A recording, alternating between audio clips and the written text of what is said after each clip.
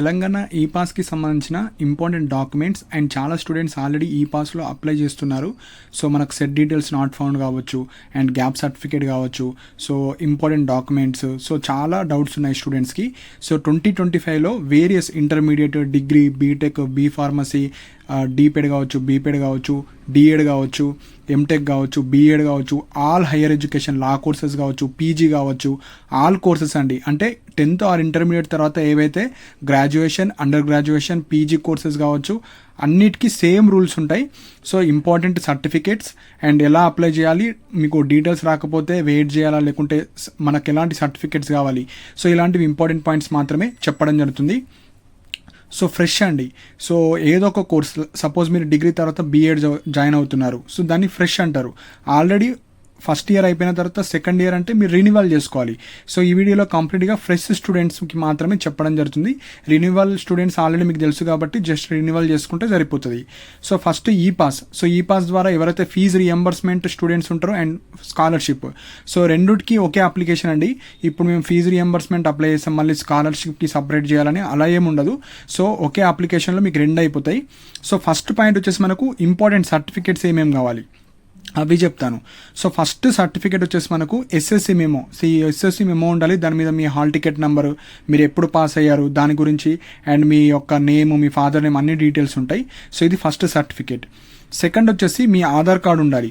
And చాలా చాలా important point వచ్చేసి మీ ఆధార్ కార్డు మీద యాజ్ పర్ ఎస్ఎస్సి మెమోలో నేమ్ ఏ విధంగా ఉందో అదే ఉండాలి. మెయిన్ పాయింట్ ఇక్కడ, సపోజ్ మీ ఎస్ఎస్సి మెమో మీద అండ్ ఆధార్ కార్డ్ మీద సేమ్ నేమ్ లేకపోతే మీకు అక్కడ రిజెక్ట్ అయిపోతారు. సో ఇక్కడ ఎస్ఎస్సి మెమోలో ఏ విధంగా అయితే నేమ్ ఉంటుందో అదే విధంగా ఉంటేనే అప్పుడు మీరు అప్లై చేసుకోండి. లేకపోతే ఫస్ట్ ఏం చేయాలి, ఈ ఆధార్ కార్డు ఉంది కదా, సో మీ టౌన్లో కావచ్చు, విలేజ్లో కావచ్చు, బయోమెట్రిక్ కావచ్చు, మీ సేవ కావచ్చు, ఆధార్ సర్వీసెస్ ఎక్కడైనా ఉంటే అక్కడికి వెళ్ళి ఫస్ట్ ఆధార్ కార్డు అప్డేట్ చేసుకోండి. ఆధార్ కార్డు అప్డేట్ అంటే యాజ్ పర్ ఎస్ఎస్సి మెమో మీ నేమ్ ఉండాలి, థంబ్ ఇంప్రెషన్, అండ్ మీకు మొబైల్ ఉంటే మొబైల్ నెంబర్ కూడా అప్డేట్ చేసుకోండి. సో ఇది అన్నిటికన్నా ఇంపార్టెంట్ ఫస్ట్. సపోజ్ మీకు Aadhaar card, SSC memo same name ఉంది, పర్లేదు అనుకుంటే నో ప్రాబ్లం, మళ్ళీ అప్డేట్ ఏమీ అవసరం లేదు.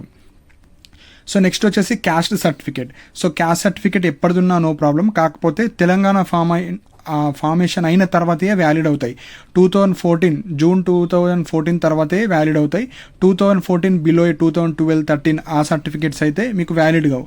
సో క్యాస్ట్ సర్టిఫికేట్ లేకపోతే మీరైతే వెళ్ళి తెచ్చుకోండి. And income certificate. So income certificate మనకు ఆన్ ఆర్ ఆఫ్టర్ 1 ఏప్రిల్ 2025 మాత్రమే ఉండాలి. సపోజ్ మనకు వేరియస్ ఎంట్రన్స్ ఎగ్జామ్స్లో 2025 జనవరి, ఫిబ్రవరి, మార్చిది కూడా తీసుకుంటారు అలాట్మెంట్ ఆర్డర్లో, కానీ ఈ పాస్లో ఖచ్చితంగా 1 ఏప్రిల్ తర్వాతదే ఉండాలి. సపోజ్ మీ దగ్గర ఇన్కమ్ సర్టిఫికేట్ లేకపోతే మీ సేవకి వెళ్ళి తొందరగా అప్లై చేసుకోండి. ఆన్ ఆర్ ఆఫ్టర్ 1 ఏప్రిల్దే ఉండాలి, లేకపోతే మీకు ఫీజు రియంబర్స్మెంట్ రాదు. ఇది ఇంపార్టెంట్ అన్నిటికన్నా. Next bank account. So scholarship అనేది మీ అకౌంట్లో పడుతుంది కాబట్టి, సో ఫీజు రియంబర్స్మెంట్ కాలేజ్ అకౌంట్లో పడుతుంది, కాకపోతే రెండు మనము ఒకే అప్లికేషన్లో అప్లై చేసుకుంటాం. సో బ్యాంక్ అకౌంట్ మీరు ఏదో ఒక బ్యాంకు స్టూడెంట్ మీదనే ఉండాలి, పేరెంట్స్ది కాదు. స్టూడెంట్ మీద మీరు కొత్త అకౌంట్ కావచ్చు, ఆల్రెడీ ఉన్న అకౌంట్ కావచ్చు, మీరైతే అప్లై చేసేటప్పుడు ఇవ్వాలి bank details. Next 6th mobile number. So మీకు ఓటీపీస్ వస్తాయి దీనికి సంబంధించినవి. సో మీ మొబైల్ నెంబర్ మీరైతే అటాచ్ చేయాలి ఆధార్ కార్డ్కి కావచ్చు అండ్ మీరు అప్లై చేసేటప్పుడు. Next bonafides. సో మీరు 12th కంప్లీట్ అయితే అప్ టు 12th. సపోజ్ మీరు డిగ్రీ కంప్లీట్ అయితే అప్ టు డిగ్రీ. సపోజ్ మీరు బీటెక్ చేస్తే అప్ టు బీటెక్. సో ఆ బోనాఫైడ్స్ కూడా మీ దగ్గర ఉండాలి. అండ్ అక్కడ అడిగేది మనకు లాస్ట్ 7 years. సపోజ్ మీరు డిగ్రీ కంప్లీట్ చేస్తే ఇప్పుడు పీజీకి వెళ్తున్నారు, లాస్ట్ 7 year అంటే degree, inter, 8th, 9th, 10th ఆ సర్టిఫికేట్స్ అన్ని మీరు బోనాఫైడ్స్ ఉండాలి. Next set allotment order. So కొన్ని వచ్చేసి మనకు కొన్ని ఎంట్రన్స్ ఎగ్జామ్ ద్వారా మీరు కోర్సెస్ జాయిన్ అయిన వాళ్ళు ఉంటారు, కొన్ని ఇంటర్మీడియట్ మార్క్స్తోని కావచ్చు, 10th మార్క్స్తోని అలా జాయిన్ అయిన కోర్సెస్ ఉంటాయి. సో కామన్ ఎంట్రన్స్ టెస్ట్ అంటే ఎగ్జాంపుల్ ఎంసెట్ కావచ్చు, మనకు ఎడ్సెట్ కావచ్చు. సో ఏదో ఒక ఎంట్రన్స్ ద్వారా వెళ్తే మీకు అలాట్మెంట్ ఆర్డర్ ఉంటుంది. ఏదైతే మీరు అప్లై చేసేటప్పుడే అడుగుతుంది సెట్ ఎగ్జామా లేకుంటే నాన్ సెట్ అని. కొంతమంది లైక్ దోస్త్ ద్వారా వెళ్ళే వాళ్ళు నాన్ సెట్ అంటే మీకు ఎలాంటి ఎంట్రన్స్ ఎగ్జామ్ ఉండదు, సో నాన్ సెట్ అని సెలెక్ట్ చేసుకోవాలి. అదే వేరియస్ ఎంట్రన్స్ ఎగ్జామ్స్ రాసి వెళ్ళిన వాళ్ళు సెట్ అని క్లిక్ చేయాలి అప్లై చేసేటప్పుడు. నెక్స్ట్ ఎడ్యుకేషన్లో ఏమైనా గ్యాప్ ఉంటే గ్యాప్ సర్టిఫికేట్ కూడా మీరు అప్లోడ్ చేయాలి. 10th అయిపోయింది, 10th తర్వాత 12th తర్వాత డిగ్రీ తర్వాత సపోజ్ బీఎడ్ చేద్దాం అనుకుంటున్నారు, కానీ ఒక 1 year గ్యాప్ ఉంది. ఆ 1 ఇయర్కి సంబంధించిన గ్యాప్ అప్లోడ్ చేయాలి. సపోజ్ మీరు బీటెక్ అయిపోయింది, ఇప్పుడు ఎంటెక్ చేద్దాం అనుకుంటున్నారు, సపోజ్ 1 ఇయర్ గ్యాప్ ఉంది, 2 ఇయర్ గ్యాప్ ఉంది, 3 ఇయర్, ఒక కంటిన్యూ ఫ్లో ఎడ్యుకేషన్లో ఎక్కడైనా గ్యాప్ ఉంటే మీరు దానికి సంబంధించిన గ్యాప్ సర్టిఫికేట్ తెచ్చుకోవాలి. గ్యాప్ సర్టిఫికేట్ ఎలా తెచ్చుకోవాలి, కొన్ని రూల్స్ చేంజ్ అయినాయి. సో ప్రీవియస్గా 1 వీక్ బిఫోరే వీడియో చేయడం జరిగింది, ఆ వీడియో చూడండి, చూసి మీరైతే తెచ్చుకోవాలి. సో ఈ గ్యాప్ సర్టిఫికేట్ ఉంటేనే మీరు అప్లై చేయాలి. అదే ఎవరికైతే ఎడ్యుకేషన్లో ఎక్కడ కూడా గ్యాప్ లేకుంటే మీకు గ్యాప్ సర్టిఫికేట్ అవసరం లేదు. సో డీటెయిల్గా వీడియో చేశాను, వెళ్ళి తెచ్చుకోండి. నెక్స్ట్ ఒక పాస్పోర్ట్ సైజు ఫోటో ఉంటుంది, అది మీరు అప్లోడ్ చేయాలి, ఒక ఫోటో కావాలి. Next present college bonafide. Suppose ఇప్పుడు మీరు డిగ్రీలో జాయిన్ అయ్యారు, డిగ్రీకి సంబంధించిన బోనాఫైడ్ కావాలి, అంటే మీరు ప్రజెంట్ ఏ కాలేజ్, సపోజ్ మీరు బీటెక్లో జాయిన్ అయ్యారు, బీటెక్కి సంబంధించింది, సపోజ్ మీరు ఎంటెక్ జాయిన్ అయ్యారు, ఎంటెక్, బీఎడ్ అయితే బీఎడ్, పీజీ అయితే పీజీ. సో ప్రజెంట్ మీరు ఏ కాలేజీలో జాయిన్ అయ్యారో ఫ్రెష్ కాలేజ్, ఆ కాలేజ్కి సంబంధించిన బోనాఫైడ్ కూడా అప్లోడ్ చేయమంటుంది, ఆ డాక్యుమెంట్ కూడా కావాలి. సో ఈ డాక్యుమెంట్స్ అన్నీ మనకు కావాలి. సో 10th ఎబో అంటే inter, degree, BTech, B pharmacy, M pharmacy, BEd, PG అవన్నీ పోస్ట్ మెట్రిక్లో వస్తాయి. సో బిలో 10th కావచ్చు, అవన్నీ మనకు ప్రీ మెట్రిక్ వస్తుంది. సో మోస్ట్లీ అందరూ పోస్ట్ మెట్రిక్ వాళ్ళే ఉంటారు, అది క్లిక్ చేసుకొని మీరు అప్లై చేసుకోవచ్చు. So scholarship and fee reimbursement ఒకటే అప్లికేషన్ ఉంటుంది, కన్ఫ్యూజ్ అవ్వద్దు. సో ఫ్రెష్ వాళ్ళు ఫ్రెష్ అప్లై చేసుకోండి, రినివల్ వాళ్ళు రినివల్ చేసుకోండి. అండ్ ఇక్కడ మీ కాలేజీలో కూడా చెప్తారు. సో స్కాలర్షిప్ హోల్డర్స్ కావచ్చు, ఎవరైతే ఫీజు రియంబర్స్మెంట్ వచ్చే వాళ్ళు ఉంటారో, ఈ పలానా డేట్ లోపు మీరైతే అప్లై చేసుకోండి. అప్లై చేసిన తర్వాత అప్లికేషన్ కాలేజ్ డిపార్ట్మెంట్లో ఈ మనకి ఏదైతే స్కాలర్షిప్ సెక్షన్ ఉంటుందో అక్కడికి వెళ్ళి అప్లికేషన్ ఇవ్వండి అని చెప్తారు.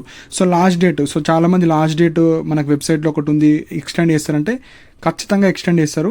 ప్రజెంట్ December 2025 వరకు ఎక్స్టెండ్ చేస్తారు.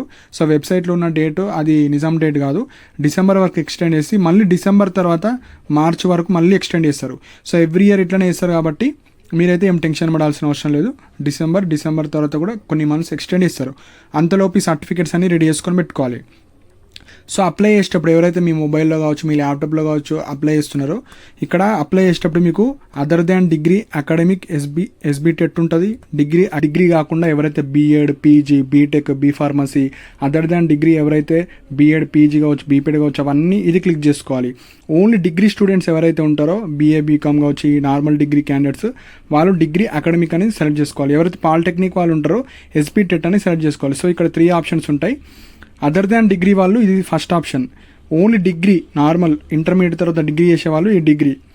ఎవరైతే ఎస్బీ టెట్ 10th తర్వాత పాలిటెక్నిక్ ఇస్తారో అది 3rd ఆప్షన్ చేసుకోవాలి. అండ్ పక్కా ఇక్కడ ఆధార్ అండ్ ఎస్ఎస్సి నేమ్లో Aadhaar and SSC same name ఉండాలి. సో అప్పుడు మాత్రం మీ యొక్క అప్లికేషన్ యాక్సెప్ట్ చేస్తుంది, లేకపోతే రిజెక్ట్ చేస్తుంది. సో ఇప్పుడు మనకు ఏవైతే సర్టిఫికేట్స్ కావాలో వాటి గురించి ఎక్స్ప్లెయిన్ చేస్తాను.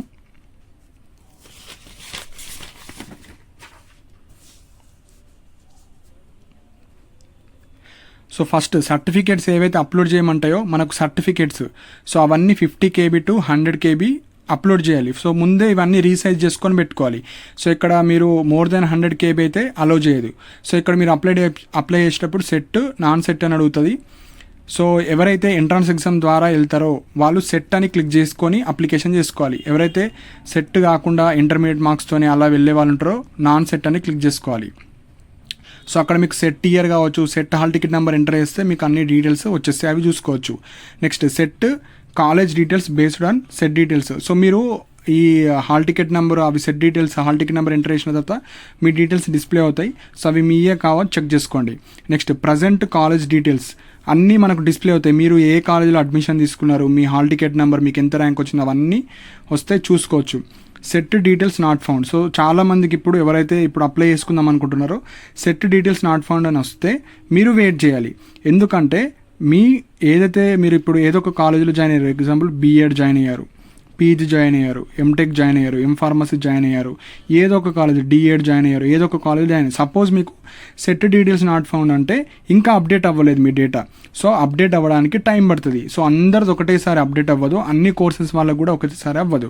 సో మీరు రెగ్యులర్గా చెక్ చేస్తూ ఉండాలి. ఎప్పుడైతే మీ డీటెయిల్స్ మనకు డిస్ప్లే అవుతాయో అప్పుడు మీరు చేసుకోవాలి. సో డేట్స్ మనకు మార్చ్ వరకు ఎక్స్టెండ్ చేస్తారు కాబట్టి మీరైతే టెన్షన్ పడాల్సిన అవసరం లేదు. సో రెగ్యులర్గా చెక్ చేస్తూ ఉండండి. ఎప్పుడైతే మీ డీటెయిల్స్ డిస్ప్లే అవుతాయో అప్పుడు మీరు అప్లై చేసుకోవచ్చు. సో ఇక్కడ సెట్ డీటెయిల్స్ నాట్ ఫౌండ్ అని చాలామందికి వస్తుంది. అలాంటి వాళ్ళు వెయిట్ చేయాలి, వేరే ఆప్షన్ లేదు. అండ్ మీరు ఫోటో కూడా 30 KB బిలో ఒక ఇమేజ్ అప్లోడ్ చేయాలి మీది. And next bank account. Bank account కూడా 50 to 100 KB మధ్యలో ఉండాలి, అది అప్లోడ్ చేసుకోవాలి. బోనాఫైడ్స్ కూడా 50 to 10 KB.